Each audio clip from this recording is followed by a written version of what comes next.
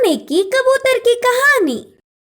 एक गांव में रंगा और कांतम्मा नामक पति पत्नी रहते थे। उनका बहुत ही बड़ा परिवार था। रंगा जितना है उतने में ही चलाने वाला था, पर कांतम्मा ऐसी नहीं थी, लालची थी। ऊपर से पति को भी अपने हिसाब से चलाती थी। रंगा रोज गांव के पास के जंगल में जाकर लकड़ियां काटता। पूरे दिन मेहनत से काटी हुई लकड़ियों को सारे बांधकर घर ले आता और कांतम्मा उन्हें बेचकर पैसे कमाती थी। ऐसे कमाई हुए पैसों से ही परिवार चलता था। एक दिन रंगा लकड़ियों के लिए जंगल आया। उसे उधर एक जगह पर शिकारी के जाल में एक सोने की कबूतर फंसी हुई दिखी। उस कबूतर को देख रंगा को दया आई और उससे जाल से छुड़ा दिया।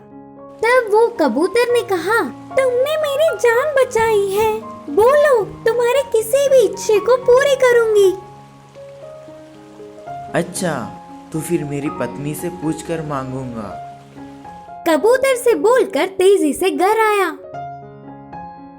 अपनी पत्नी को सोने के कबूतर को बचाने से लेकर उसके वरदान तक पूरी बात बताई। हमें अच्छा भोजन खाए हुए बहुत दिन हो गए। तुम तुरंत जाकर तरह तरह के आहार मांगो। पत्नी के कहने पर रंगा जाकर अच्छा भोजन चाहिए करके मांगा।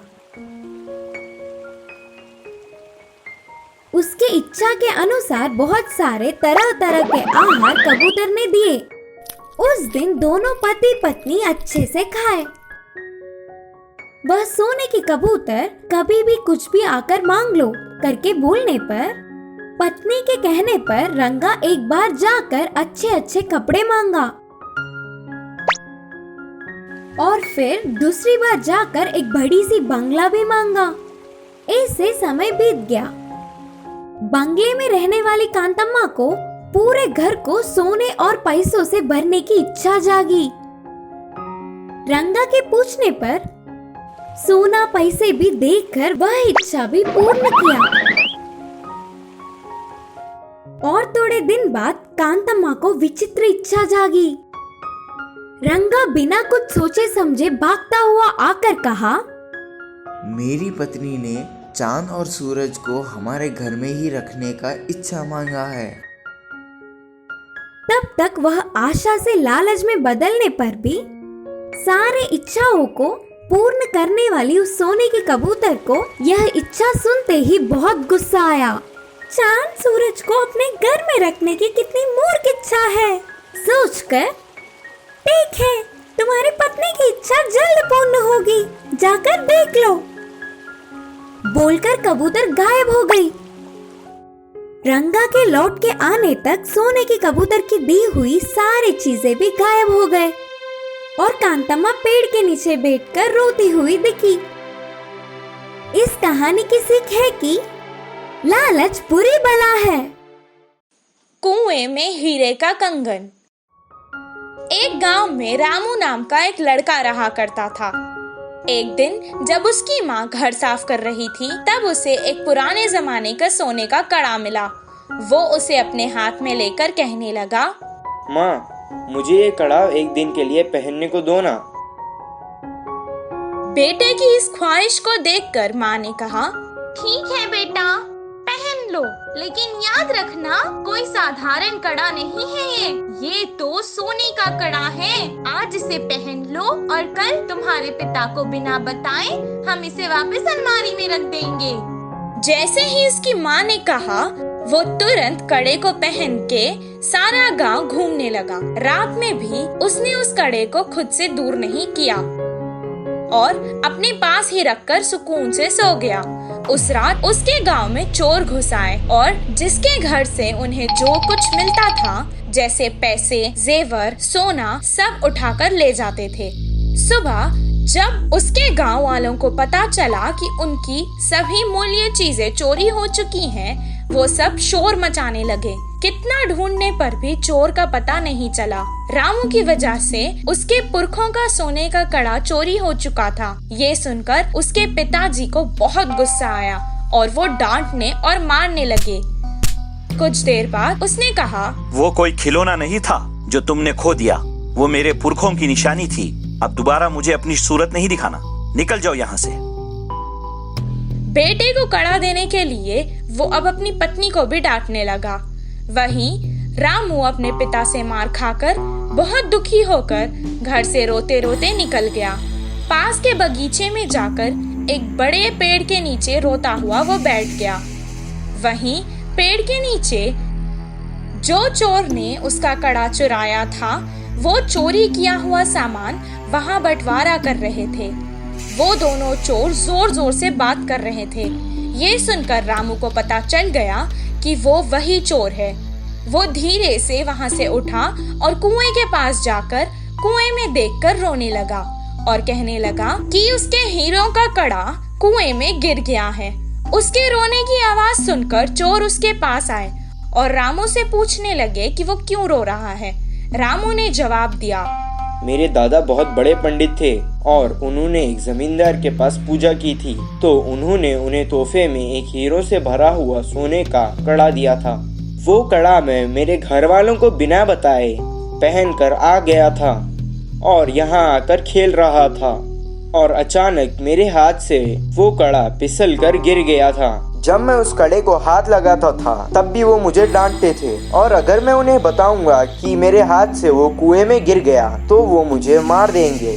हीरो का कड़ा कुएं में है सुनकर ही वो दोनों लड़ने लगे कि कौन कुएं में जाकर कड़ा लाएगा। दोनों अपने हाथ में रखे सामान को जमीन पर रखकर एक साथ कुएं में कूद गए। जैसे ही रामू ने ये देखा, वो तुरंत पैसे और जेवर लेकर भागकर गांव वापस आ गया। आकर गांव के बड़ों को उन चोरों के बारे में बताया।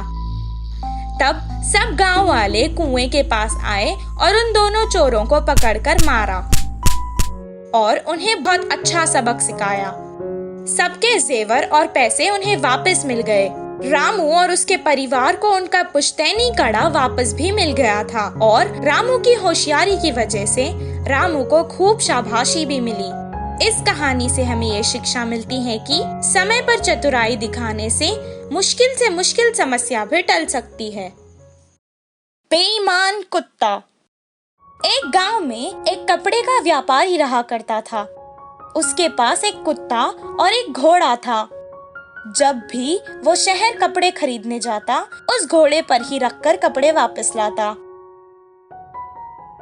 और जब भी कपड़े बेचने जाता तो भी घोड़े पर ही रखकर ले जाता।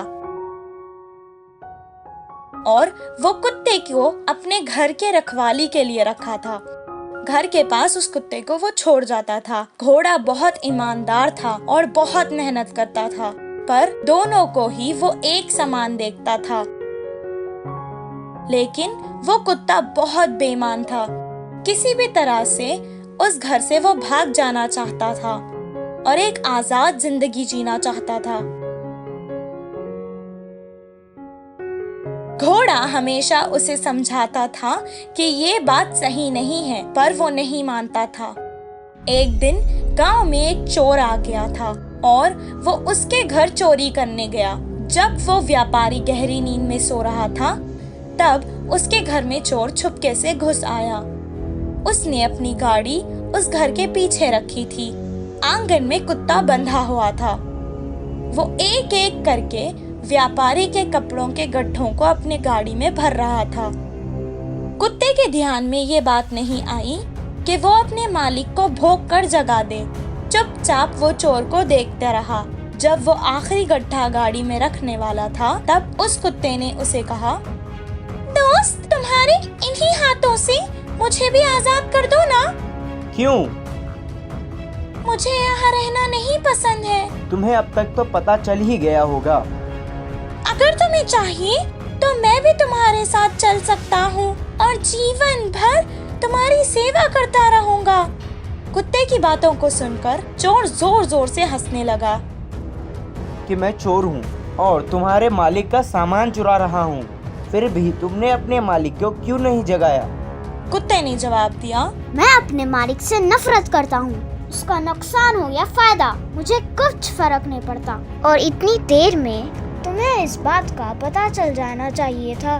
क्योंकि अभी तक मैंने तुम्हें चोरी करते हुए पकड़वाया भी तो नहीं। तुम इसे मेरा एहसान मानकर मेरा काम करो, क्योंकि ये तुम्हारा धर्म है। कुत्ते की बातों को सुनकर चोर फिर से हंसने लगा और कहा, मैं तुम्हारा एहसान मानूं? तुम्हारे मालिक ने तुम्हें इतने प्यार से पाला, तुम अगर उसी के वफादार नहीं हो तो मेरे वफादार क्या होगे? क्या वो तुम्हारा धर्म नहीं है? तुम जैसे धोखेबाज कुत्ते को पालने से अच्छा है कि मैं यहाँ से चला जाऊँ। इतना कहकर वो चोर वहाँ से गट्ठा गाड़ी में रखने चला गया। तब वो कुत्ता सोचने लगा कि चोर की बात बिल्कुल सच थी। ये सोचकर वो जोर जोर से भौंकने लगा। उसकी आवाज सुनकर चोर वहाँ सामान छोड़कर भाग निकला। कुछ देर बाद व्यापारी कुत्ते की आवाज सुनकर घर के बाहर आया और अपना सामान जमीन पर पड़ा देखा तो उसे अपने वफादार कुत्ते पर बहुत गर्व हुआ। उस दिन से कुत्ता भी बहुत खुश था और मालिक भी। इस कहानी से हमें ये शिक्षा मिलती है कि हमें हमेशा वफादार रहना चाहिए।